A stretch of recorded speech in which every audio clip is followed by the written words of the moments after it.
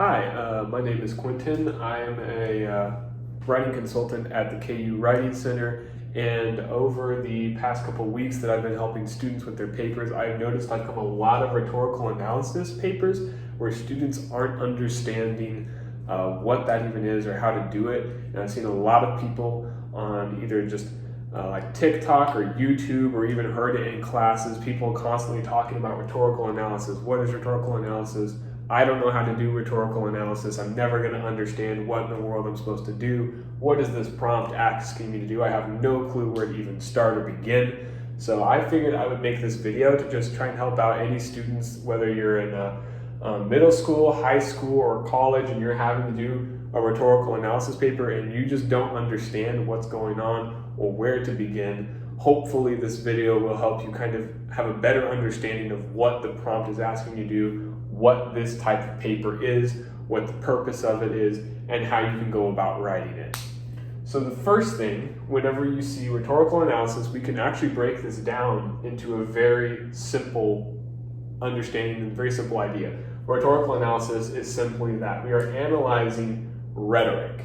So I know that sounds kind of dumb, but when you put it into those terms, it makes this word, which can sometimes sound very, very complicated, confusing, weird, it makes it make a bit more sense, a bit more common language. We're going to analyze the rhetoric. So usually that means that your teacher is going to give you a paper, an essay, a book, a study, something along that lines, where you're taking an article or a paper that's already been written by somebody and you're going to analyze their rhetoric. Rhetoric being their tone, their voice, their style, their diction, all those things, their ethos, their pathos, their logos, and we'll get into all of that. But we're simply going to be analyzing what that paper is. So first things, whenever you're starting rhetorical analysis, there are a couple questions that you want to ask yourself to better be able to understand kind of how to go about writing this paper. So the first thing you want to ask yourself is why. Why is this author writing this paper in the first place? What is their purpose? What are they trying to gain from this? So another way would be saying why, and then we could bullet point under here, purpose. So why are they writing this paper in the first place? What is their purpose? Now, whenever we talk about purpose here, there's a couple of different styles of writing that can be organized here. So there's different types of writing. So the first one would be expository writing. So expository, I'll go ahead and write that down. Expository means it's basically there to inform.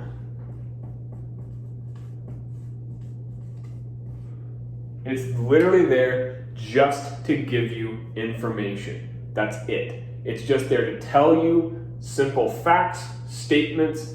This is this. This happened, this happened, this happened. It has no goal to try and influence somebody. It's not trying to get you to think a certain way. It's not trying to change your opinion about something. It's not trying to have an argument with you. It's simply there to give you information, and that's it. It's just simple facts, plainly stated, with no agenda behind it at all. So that's the first way, expository. So an example of expository writing could be even the weather, right? How is the weather outside? Well, you simply are just going to be stating facts, right? So maybe there's a paper that's about an event. Maybe something happened in the news and there's a journalist who's writing about this. However, after you read through it, you see that they're not trying to angle it or try to skew it or put a spin on the story. They're not trying to influence you. They're not trying to make you think the way they're thinking, and they're simply just telling you what happened. So maybe there was a fun fair at your city, and you find a newspaper article that's just telling you about there was a fair on Saturday, September 23rd on the fairgrounds here at 6 p.m. This happened, these things were there, these things happened. That's expository writing. It's not trying to get you to think a certain way, it's just trying to give you some information about what happened. The next one would be your argumentative. Now your argumentative, excuse me, I messed up my letters. Argumentative papers are just that, arguing. They're trying to fight, right? Metaphorically, not physically. But we're trying to have an intellectual battle here. That means right here, they're arguing a point. They're making a point that's usually very controversial. So it's usually going to be a subject on something that's very touchy or something that's very polarizing, something that you can't be one side or the other. I'll give you a silly example. Pineapple on pizza, yes or no? A lot of people get heated on that topic. I think so. I believe yes. And so I would write an argumentative paper on why I think pineapple should be on pizza. It's either yes or no, right? There's not slightly, you can't have slight pineapple on pizza without there being some. So it's either yes or it's no. There's no in between. And so that's the type of paper that you have a lot of political stuff on, where you're arguing exactly a point here. You're trying to say, this is what I think, this is why I am right. Another type here that you could put up here, it's similar. It's similar to argumentative, which is why some students kind of get a little confused. They're essentially brother and sister types, if you will. It's a persuasive. Now a persuasive, if I can write properly here, let me try that one more time. A persuasive essay is here to try and do just that. Persuade you. They're trying to sell you something. They're not trying to fight you. They're not here to fight. They're here to convert you. They're here to get you on your side. They're trying to get you on their side. So they're trying to do a sales pitch maybe. Hey, why should you buy this product? Oh, let me persuade you on why you should buy my product. Let me tell you all the amazing things that it can do. Let me tell you why my view on this particular subject is the right way of thinking and why you should come over to my side, right? And persuasive and argumentative are similar, and that they're both talking about a personal view that the person has, a personal opinion that's usually polarized or only has two sides to the argument. There's not really an in-between. And one of them is simply trying to state, I am correct, this is why I'm right, and you're essentially not attacking, but you're explaining, maybe it's a response to something. Whereas a persuasive is trying to get you to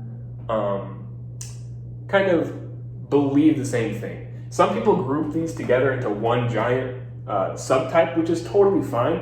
I differentiate because usually argumentative papers I can tell are a lot different than persuasive, because with the argumentative, the tone's completely different. So I make a distinction because in argumentative papers that I see, there is no olive branch at all. It's all just, this is why I'm right, this is what was said, this is what's true, this is what's not true, boom, move on. And it's kind of a combination of both the persuasive and the expository fused together, turning into an argumentative paper, whereas the persuasive is more of just, there's more, what would you say? There's an acceptance, essentially. They're not trying to fight you, because if they fight you, you're not going to join their side. So they're just trying to lull you into believing the same things. They're trying to get you to maybe change your mind on something. So those are some examples of a purpose of why is this writer writing this article, writing this bibliography, writing this paper, essay, whatever it is, in the first place. What is their purpose? So that answers the first question, why? Another question that we want to ask ourselves is,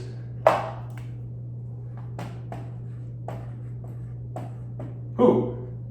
And when we say who, what we're actually referring to is not an owl, although I do love Purdue Owl. It is actually referring to audience. We are referring to the audience. Who is this paper written for? We're no longer asking why are we writing this paper. We're asking who are we writing this to? Is this to students? Is this to your professor? Is this to your parents? Is this to a political activist? Is this to a large company? Is this to insert here, right? Who is being written here? And sometimes this can be general populace. Sometimes, depending on who it is, the person in the audience that they're addressing could be the American public. For example, presidential speeches. If you look at a presidential speech, 99% of the time they're usually to the American public. It's everybody. And that's a general thing. Now, obviously, sometimes those speeches are meant for very specific groups of people. They're meant for the news media. They're meant for another political figure, right? But in general, the general population is actually an audience that can be used here. So don't think about like, oh, well, it's kind of hard to say, you know, like they're advertising. Who are they really advertising to? It could be the general populace. So don't think that, oh, well, the general populace can't be, right, because that's too broad. Sometimes that is literally who they're trying to write to, is just literally anybody and everybody, because they're trying to get as diverse of a population that is seeing their article as they can. Sometimes that's the point, and sometimes that's their audience. So don't be afraid that if you come up with a broad, general audience as the population as the audience, that you're wrong. 99% of the time you may actually be correct. So just keep that in mind. So once you figure out why is this author writing this article, who are they writing this article to, we now have our third question. How? How are they communicating their message? How are they communicating the what to the who? So now we're going from, like, think of it as a linear equation. So we start off with a why, and then we add a who, and then we add a how equals rhetorical analysis, right? There's a nice little math equation if you're a math person. If you're not math oriented, that's totally fine. Another way to look at this is that we have a why, and we have a who, and both of these things are interconnected here with a bow that is called how. That's another way to think about it, is that these two things are connected by how. So how are we connecting the purpose of writing this to the audience? What is their method? What is their mode? What is their mode of communication? There's a bit of communications lingo there for you if you're doing a comms course. What is their mode? What is their channel of communication? So how? The main things that you want to look at when you're talking about how are ethos, pathos, logos. And don't freak out if you're like, I haven't taken Greek. I have no clue what that is. I'm not in the classics. That's totally fine. I know a lot of students are like, I keep hearing these things, ethos, pathos, logos. I never really understand what those are. Very simply put, they look almost like our English words because a lot of our English words actually derive from these same Greek roots. So ethos, ethics. Think about ethics. So when you take an ethics course, what is ethics about? It's about morality. What's right, what's wrong. What's morally right, what's morally wrong. What does society say is right and wrong? What does maybe a religious text say is right and wrong, right? So we have ethos, so that's ethical things. So they're going to maybe take an ethical approach and say, this is morally wrong. it's not okay for pineapple to be on pizza because that's morally wrong. That's just a funny example. But that would be a way that you could say they use ethos, is they make an ethical appeal. They say, look, this is morally wrong. If you choose this, you are now morally choosing the wrong option, right? Pathos is emotions. That's where you're appealing to things like think about those commercials about the dog centers where they have like the really sad music and they have a lot of imagery here and it's all really sad and dreary and they're like, you can help save this child, you can help save this dog, right? What are they appealing to? They're not saying it's ethically right, they're not saying it's logically right, they're saying your emotions say it's right, therefore we are also correct, right? They want you to act on your emotions. They don't want you to think about it, they don't want you to think about the ethics of it, they want you to just think about the emotions. So, pathos, emotions. Think about pathology, right? Or the study of your emotions, right? So speech pathology, being able to talk about that. So pathos being your emotions. Logos, logic, your head. We make logical decisions here. They're saying if X plus Y equals Z, then this must mean this, right? They're not making an ethical appeal and they're not making a emotional appeal. They're saying use your head, use your brain. Let me prove to you using facts and logic why I am correct. Let me bring out some statistical examples and some proof of why I'm the right one and you're the wrong one, right? So that's logic. That's the head thinking. And the nice thing is that all of these can be used in any combination for rhetorical analysis. Any single one of these. They can all be used to equal this. They could be just two. It can be ethos and logos, or they can be singular. So think about how many different types of appeals are being used by the author. Are they using all three of them? Are they using two of them? Are they using one of them? And then come up with an example. Think about that and go through and say, wow, it really looks like here they're appealing to my emotions, right? They're really trying to make me feel sympathy for this person. And so they're making a pathos appeal. Or, man, they're trying to use a lot of facts, a lot of statistics, a lot of numbers, a lot of X plus Y equals Z kind of things. They're using a lot of logos appeals. They're trying to make me think and use my brain and trying to use facts and numbers to try and explain why they are the correct one or why they have the right answer or why they have the better argument. So those are the things that you want to look for in your rhetorical analysis. And now there's all kinds of other things that you can look for in a rhetorical analysis. For example, after this, if you want to look at something like diction, that would be something you could look at, which is like, what words do they use? What word choice are they using? Is there emotionally charged language in that speech maybe, right? Are they using a lot of fiery language to try and get people riled up? Or are they trying to make you feel really proud and have a strong patriot viewpoint? Maybe they're trying to make you feel really, really upset about something. So their diction. You could also look at something like their tone. So their tone throughout it. What is their tone? How are they? That kind of goes back into the ethos, pathos, and logos, but what is their tone? Are they taking this in a more somber tone? Is it more pulled back? Is it more relaxed? Is it really out there? Is it really exciting? Is it really expressive? Or is it kind of drawn in?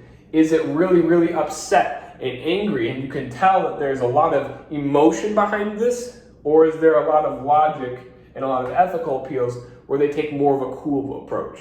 So those are some other things that you could look at in that writer's style or author's style to figure out what are they trying to say, who are they trying to say this to, and how are they trying to get this across. And so that's actually a way that you can organize your essays That's actually a way that I kind of recommend students at the Writing Center actually organize their rhetorical analysis essays, is to have your introduction, and then you have body 1, body 2, and body 3. And then, of course, you have your conclusion at the very end. So this is the 5-paragraph setup that is just real easy cookie cutter stuff. And what you can do here is you have your introduction, you have your conclusion. Those things are always usually the exact same, just restated differently. Your conclusion is just your thesis statement and all of your summary given again for the reader to be able to remember what you just said to them.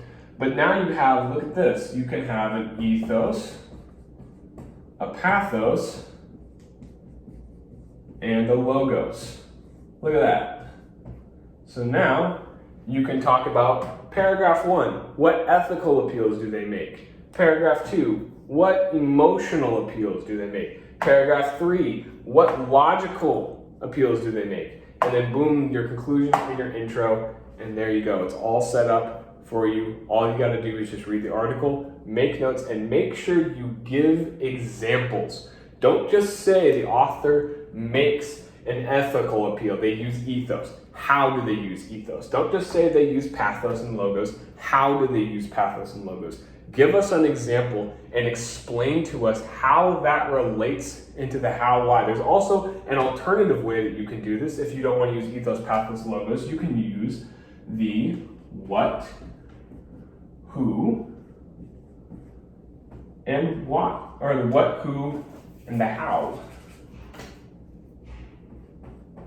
That is an alternative way to do this, is what are they trying to say? Who is the audience that they're trying to reach? How do they achieve that? That's an alternative. If you don't have a lot of ethos, pathos, and logos, or maybe there's like only one of those appeals, one of those Aristotle ideas of the ethos, pathos, and logos, like there's only emotional appeals, there is no ethical or logical, and you're like, I don't have anything to put for those other ones, just use the what, who, and how. So then you can use for your how, then you could talk about your pathos, and that could be the mode that they're trying to express their ideas across.